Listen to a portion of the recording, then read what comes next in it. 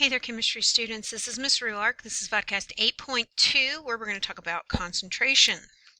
All right, you all know about concentration, right? Because it's difficult to attain when people are boring you, right? Okay, sorry, wrong concentration. Okay, let's get through this as quickly as possible so I don't bore you. How about that? Okay, we have a couple different types of solutions. You can have what we call a saturated solution, and a saturated solution is a solution that contains the maximum amount or maximum quantity of solute that would dissolve at that temperature.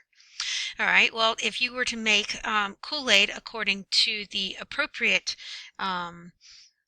the instructions that were on the Kool-Aid packet, it's not saturated, right? Because you can always add more sugar in. You guys just dump the sugar in, which is fine. That's how you make it, so it would be a saturated solution. Well, if you make it according to the packet instructions, it would be considered unsaturated. And unsaturated is a solution that contains less than the maximum amount of solute that can dissolve at that particular temperature. All right, so what's a super saturated solution? Well, a super saturated solution is going to be one that contains more solute than a saturated solution. Okay, so what they'll do, and if you remind me in class, I'll show you an example of a super saturated solution as video. But what happens is that you will you'll make this a saturated solution, and then you have to slowly heat it and allow the temperature to rise slowly so that the solute that's clumped up, whatever's left over that won't dissolve, will then begin to dissolve. Well, the only problem is that this is an extremely unstable solution because any little bump, jolt, you drop a little crystal inside of anything, and it'll just crystallize immediately and go right back into a saturated solution. Yeah, so we don't make those in school. They're very expensive, but I can show you videos. Okay. All right, well, what about concentration? How do we talk about a solution? Well, we talk about solutions in terms of concentration. Okay, so concentration is the amount of solute that's dissolved in a specific quantity of solvent. Okay, and most commonly it will be expressed as a percent. Okay, it'll be as a percent volume or a percent mass. That's the most common one. Okay, you see that in industry, you'll see it out in the world as percent. Now, if we're talking about large-scale solutions such as water treatment, industry making pop, soda, pools, etc., they would talk about it in terms of parts per million. Okay, parts per million. I'm going to write that out. Parts per million. Okay, now we're not going to use anything that large scale in here, but it's always good to know what it means, right? So parts per million is the same thing as 1%, right? So parts per million, if you're talking about huge, large scale. Well, what if we're talking about something that's extremely concentrated and parts per million doesn't work? So it's like huge numbers for parts per million. Well, we could say parts per thousand. Well, what if it's extremely dilute? Okay, so this one is for very concentrated on the large scale. Well, what if it's very dilute? Well, we would talk about it in terms of parts per billion, right? And that's when the numbers get even smaller. This would be dilute, okay? Okay, so just to give you an example of what we mean by percentages, this is something that you probably deal with regularly, you just don't realize it. So we have orange juice. Now you can go to the store and you can get a can of orange juice from the freezer aisle. And when you get this can of orange juice from the freezer aisle, it's concentrated. Okay, it's concentrate, which means that it's all the syrupy, gooky, good stuff without the water. Now, if you were to try to drink that, it would be extremely thick, extremely sweet, and it's kind of gross, actually. It's really not good. Okay, so what do you have to do? Well, in order to make it according to the can directions, it says to take 1 can of frozen orange juice concentrate and mix it with 3 cans of water. Okay, so when you do that, the question is, well, what's the concentration of the orange juice then? Okay, so to do a percent, you would always do part over whole, and then we times it by 100, and we get our percent, right? We've done this several times. All right, so to get our percent for this, we would take 1 can of orange juice, so 1 part, over 1 can of orange juice plus 3 cans of water, so 4, so 1 over 4. Okay, and then to get your percent, 1 divided by 4 gives you 0.25, but we multiply it by 100 to get a percentage, and it would be 25%. So the orange juice that you drink, that you make from the concentrated can, is 25% orange juice. All right, so let's put this to example with mass. Here it says, what is the concentration of each of these solutions as expressed as percent sucrose by mass? Okay, so percent by mass just means that we have the part over the whole, and we times it by 100. And if it's by mass, we have the mass, and then our answer would be in percent. Okay, so if we've got sucrose, that's what we're looking for. So 17 grams of sucrose over the total. Well, the total would be the sucrose plus the water. So 17 grams plus 183 grams. And then we times it by 100 to get our percentage. Okay, so that would be 17 grams over 200 grams times it by 100.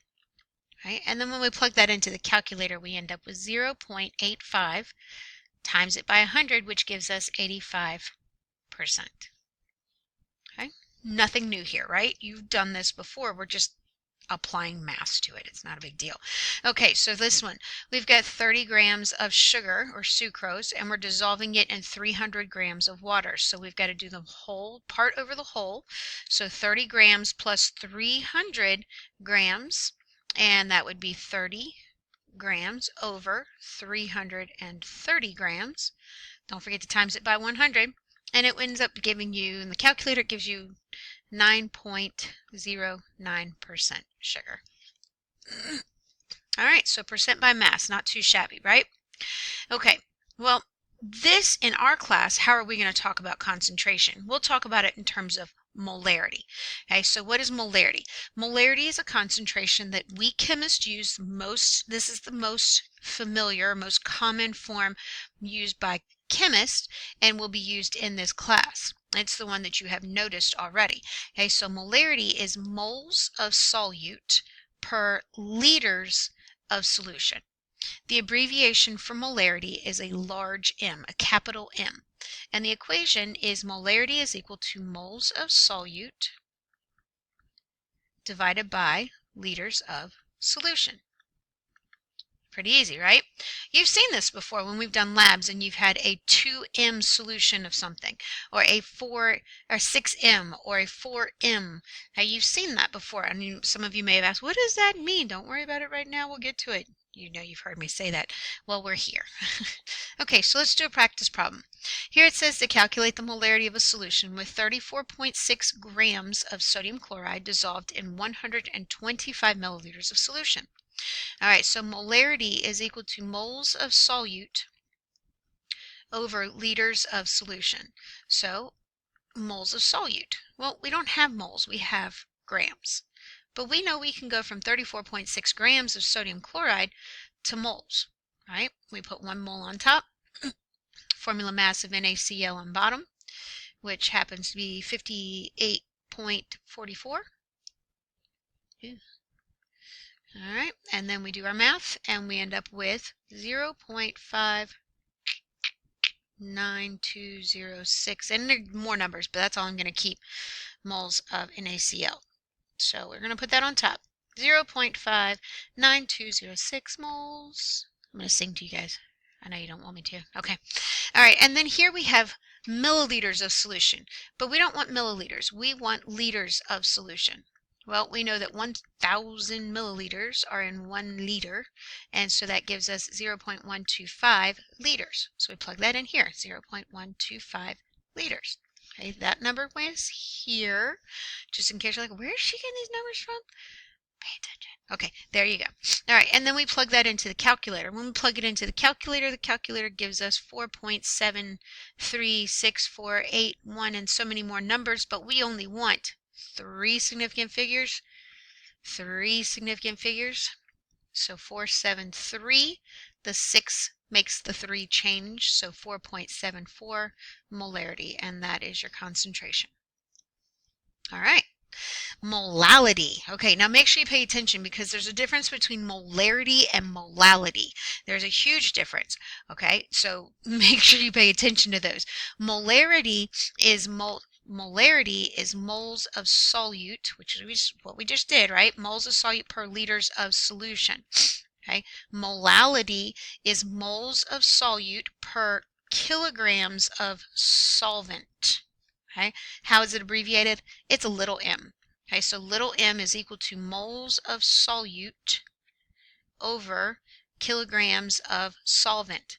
Now, we're not going to use this too often, but we do have to know it for colligative properties, which is what we're going to get into in a couple of vodcasts, so you do need to learn it.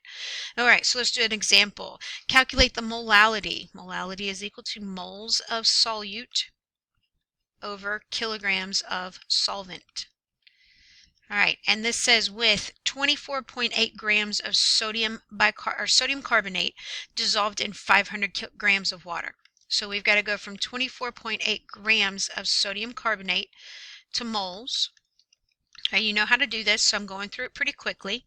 The formula mass is 105.99 grams of Na2CO3. Now, if you're like, Mr. Rick, you're going too fast. I wanted to do this on my own. Just pause it. Try it. Come back and check your answer. All right, that'll give us 0.233984 and more numbers, but I'm not going to keep all those, so we're just going to use those. 0.233984 moles of solute, and then kilograms of solute. Well, we've got 500 grams of solvent, and our 500 grams of solvent, we know that there are 1,000 grams in 1 kilogram, because kilo stands for 1,000, so it gives us 0.500 kilograms. And so we'll plug that into the bottom. All right, and then we solve, and the calculator gives us 0.4679686 and so much more, but we want one significant figure, 3 significant figures, so we only want one, huh? All right, the 6 makes the 4 become a 5, so 0.5 little m, 0.5 molality. Okay, just remember the equation differences, and you know what? It's on the back of your periodic table, so you don't have to remember them. You just have to know how to use them.